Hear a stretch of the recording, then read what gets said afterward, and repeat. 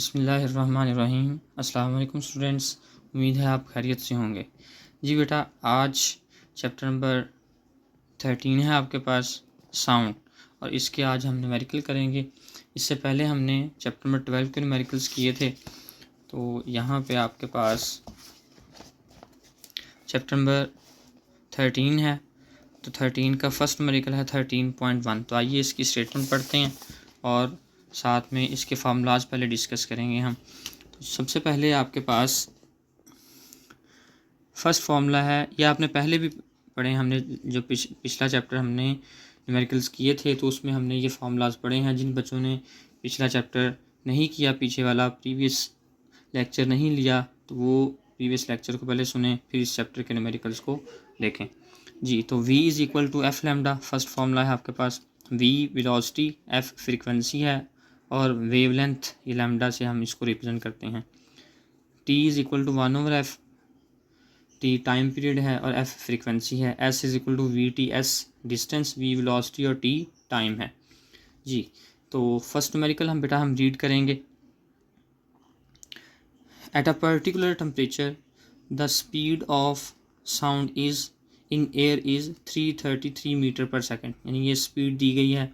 If the wavelength of the sound wave is 3 centimetre, जो wavelength है वो 3 centimetre, wavelength को लैम्डा से रिप्रेजेंट करेंगे।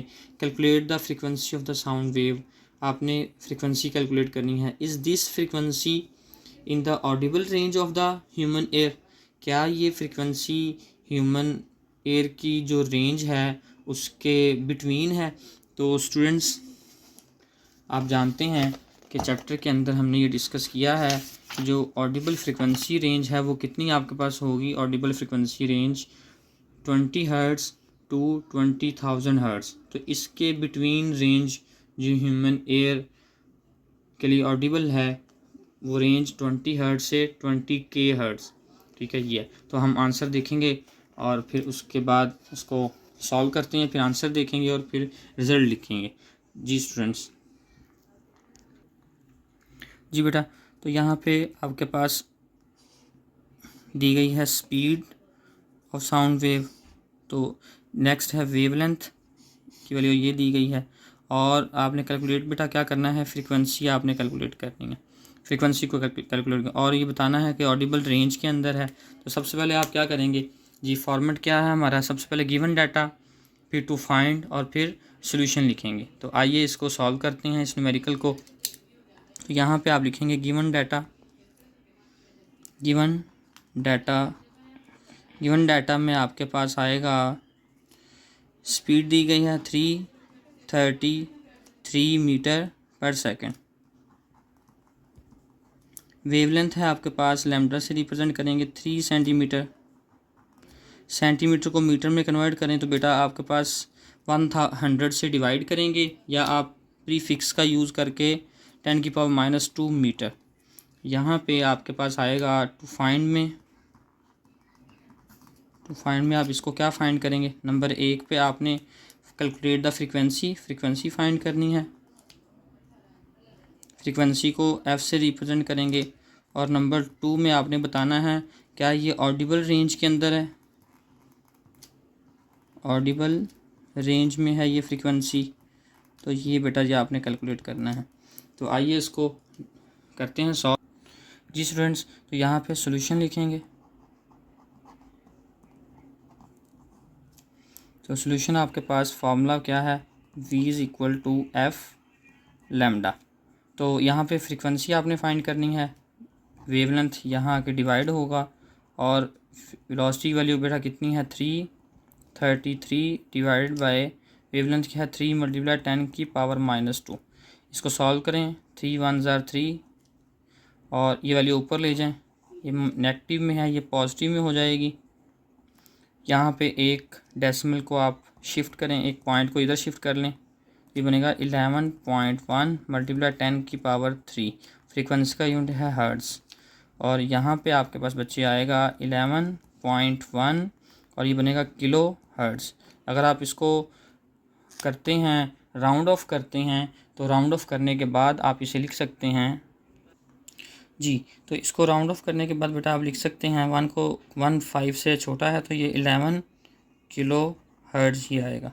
जी अब मुझे बताएं आप लोग, क्या 11 किलो हर्ट्ज़ जो है वो फ्रिक्वेंसी 20 हर्ट्ज़ से 20 किलो हर्ट्ज़ के बिटवीन है?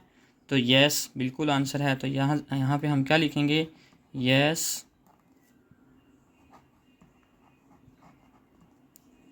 ऑडिबल रेंज के अंदर है। जी स्टूडेंट्स, नेक्स्ट न्यूमेरिकल को सॉल्व करेंगे। A clock Chimes 48 times in 1 minute. ठीक है, अ क्लॉक चाइम्स का मीनिंग बेटा क्या है कि ये ऑसिलेशन करती है या रिंग करती है 48 टाइम्स इन 1 मिनट, यानी 1 मिनट के अंदर 48 टाइम्स जो है ना वो नंबर ऑफ चाइम्स हैं आपके पास। Calculate the frequency and time period of the chimes. ठीक है, यहाँ पे सबसे पहले आप लिखेंगे गिवन डाटा और यहाँ पे आपके नंबर ऑफ चाइम्स एन से रिप्रेजेंट करेंगे 48 और टाइम है आपके पास 1 मिनट।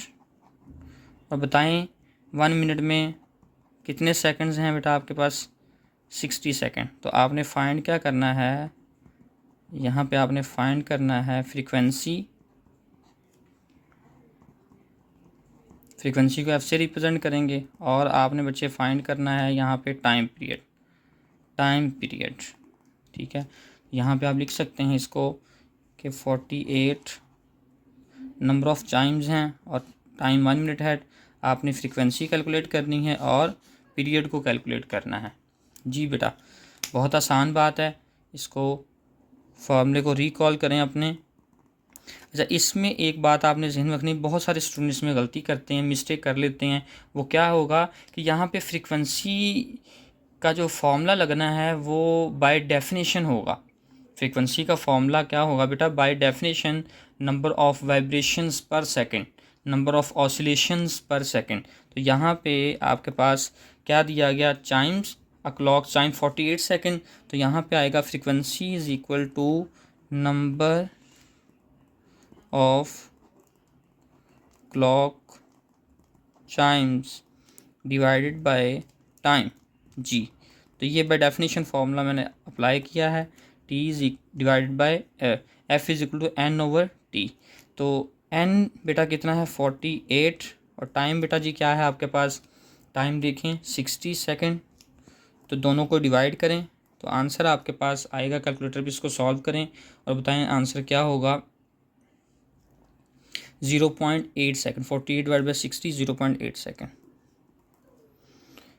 0.8। और फ्रीक्वेंसी का बेटा यूनिट क्या है, हर्ट्ज। जी सेकंड देखिएगा, सेकंड पार्ट है इसका, आपने टाइम पीरियड फाइंड करना है। तो क्या है फॉर्मूला बेटा, रेसिप्रोकल ऑफ फ्रीक्वेंसी। तो एफ़ की वैल्यू पुट करें 0.8, तो आंसर बच्चे आएगा 1 डिवाइड बाई 0.8। तो आंसर इज़, कैलकुलेटर पे इसको सॉल्व करें, 1.25। टाइम का यूनिट क्या है बच्चे, सेकंड।